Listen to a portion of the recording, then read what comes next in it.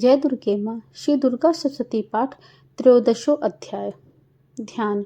जो उदय काल के सूर्यमंडल की सी कांति धारण करने वाली हैं, जिनकी 4 भुजाएं हैं और 3 नेत्र हैं, तथा जो अपने हाथों में पाश, अंकुश, वर एवं अभय की मुद्रा धारण किए रहती हैं, उन शिवा देवी का मैं ध्यान करता हूँ। ऋषि कहते हैं, राजन, इस प्रकार मैंने तुमसे देवी के उत्तम महात्मा का वर्णन किया, जो इस जगत को धारण करती हैं। उन देवी का ऐसा ही प्रभाव है, वे ही विद्या उत्पन्न करती हैं। भगवान विष्णु की माया स्वरूपा उन भगवती के द्वारा ही तुम ये वैश्य तथा अन्यान विवेकी जन मोहित होते हैं, मोहित हुए हैं और आगे भी होते रहेंगे। महाराज, तुम उन्हीं परमेश्वरी की शरण में जाओ। आराधना करने पर वे ही मनुष्यों को भोग, स्वर्ग तथा मोक्ष प्रदान करती हैं। मार्कंडेय जी कहते हैं, कौष्टुकी जी, मेधा मुनि की ये वचन सुनकर राजा सुरथ ने उत्तम व्रत का पालन करने वाले उन महाभाग महर्षि को प्रणाम किया। वे अत्यंत ममता तथा राज्य अपहरण से बहुत खिन्न हो चुके थे। महामुनि इसलिए विरक्त होकर वे राजा तथा वैश्य तत्काल तपस्या को चले गए और वे जगदम्बा के दर्शन के लिए नदी के तट पर रहकर तपस्या करने लगे। वे वैश्य उत्तम देवी सूक्त का जप करते हुए तपस्या में प्रवृत्त हुए। वे दोनों नदी के तट पर देवी की मिट्टी की मूर्ति बनाकर पुष्प, धूप और हवन आदि के द्वारा उनकी आराधना करने लगे। उन्होंने पहले तो आहार को धीरे धीरे कम किया, फिर बिल्कुल निराहार रहकर देवी में ही मन लगाए एकाग्रता पूर्वक उनका चिंतन आरंभ किया।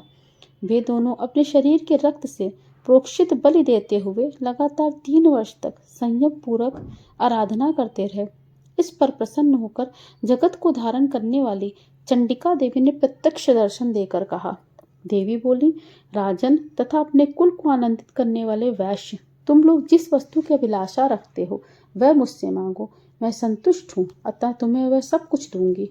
मार्कंडेय जी कहते हैं, तब राजा ने दूसरे जन्म में नष्ट न होने वाला राज्य मांगा तथा इस जन्म में भी शत्रुओं की सेना को बलपूर्वक नष्ट करके पुनः अपना राज प्राप्त कर लेने का वरदान मांगा।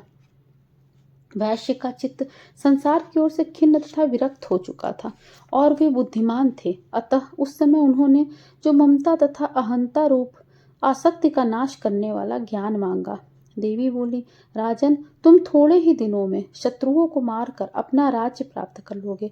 अब वहां तुम्हारा राज्य स्थिर रहेगा। फिर मृत्यु के पश्चात तुम भगवान विवस्वान सूर्य के अंश से जन्म लेकर इस पृथ्वी पर सावर्णिक मनु के नाम से विख्यात होगे। हे वैश्य, तुमने भी जिस वर को मुझसे प्राप्त करने की इच्छा की है उसे देती हूँ। तुम्हें मोक्ष के लिए ज्ञान प्राप्त होगा। मार्कंडेय जी कहते हैं, इस प्रकार उन दोनों को मनोवांछित वरदान देकर तथा उनके द्वारा भक्ति पूर्वक अपनी स्तुति सुनकर देवी अंबिका तत्काल अंतर्धान हो गई। इस तरह देवी से वरदान पाकर क्षत्रियों में श्रेष्ठ सुरथ सूर्य से जन्म लेकर सावर्णी नामक मनु होंगे। यह सत्य है। श्री मार्कंडेय पुराणे सावर्णिके मन्वंतरे देवी महात्म्य सुरथ वैश्वर्यो वर प्रदानम नाम 13वां अध्याय। ओम तत्सत। बोलो दुर्गा मैया की जय।